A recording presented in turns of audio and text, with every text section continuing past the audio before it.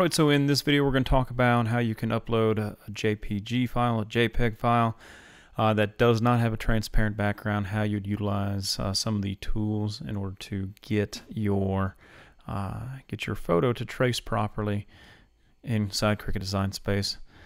For this, we do want this to be a print and cut. If you want to follow along, the file is downloadable right below this video.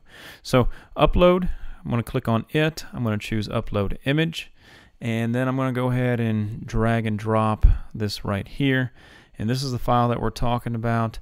Like I said, whenever you're dealing with something that has a lot of colors in it, I'm always going to choose complex just because it gives us our best color. I'm going to go ahead and zoom out using the magic wand selected. I'm going to click the white area here. Many times you may find that after you click here, sometimes the inside of letters won't be covered. So what you're looking for is checkerboard.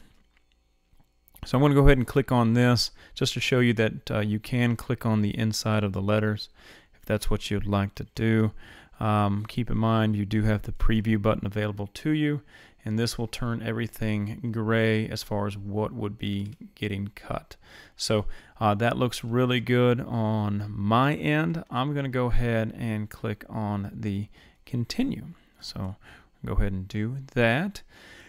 Obviously we want this to be a print then cut. You can name it whatever you wish, and you simply click on the save button, and then we would be transported to where we are able to select this file here, and we can add it to our canvas. So once that is done, we'll be able to do that. Alright, so there it is. I'm going to go ahead and select it, click insert image. It's already made a printable item for the print then cut, as you can see right there with the icon. It does come in kind of big, but obviously we can zoom out and resize it to what it should be. But that is how you accomplish it with a JPEG file that has a white background. You simply want to remove it, because if you don't, you may end up getting something that you really don't want. Okay, so always remember to click on the white spaces whenever you are uploading an image.